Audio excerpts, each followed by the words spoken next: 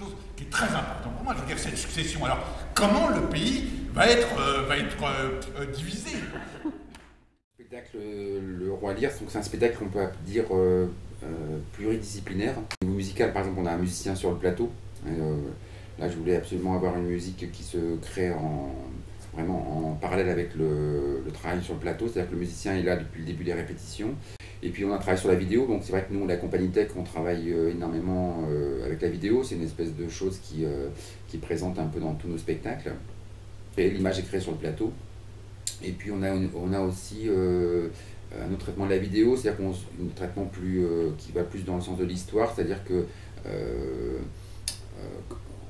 il y a une espèce de critique un peu de la société, de toute information dans le spectacle, où par exemple comment les actions des politiques du roi ou des gens au pouvoir sont systématiquement commentées, reproduites dans des émissions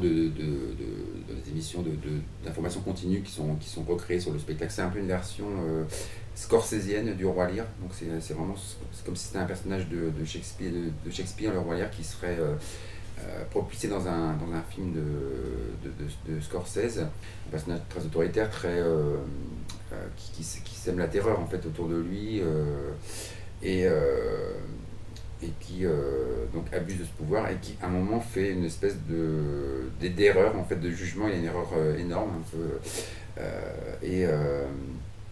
et il décide de renoncer à une partie de son pouvoir en fait. Plus fort que la vue, l'espace, la liberté, au-delà de toute estimation, de tout ce qu'il y a de riche ou de rare au monde.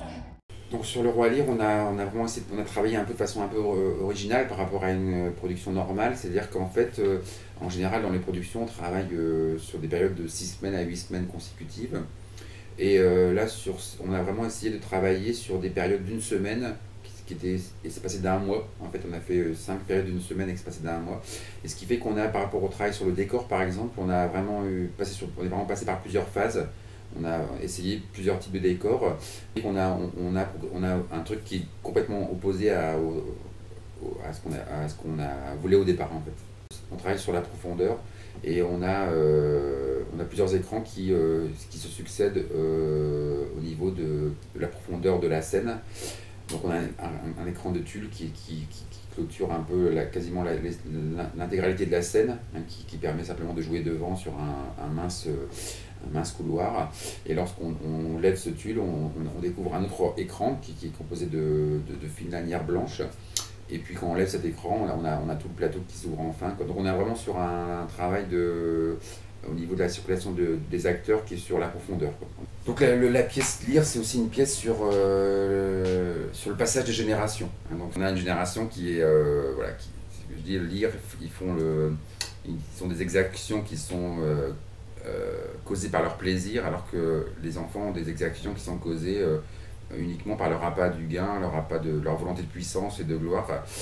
Donc une espèce de chose un peu qui paraît moins sympathique en fait. Donc on peut dire, c'est là ce qui donne le côté un peu pessimiste à la pièce, à notre version de la pièce, en sachant que c'est aussi on peut dire aussi que c'est optimiste finalement, puisque on peut imaginer que la génération d'après sera pire, donc celle de la deuxième génération, elle est finalement meilleure que celle qui viendra après.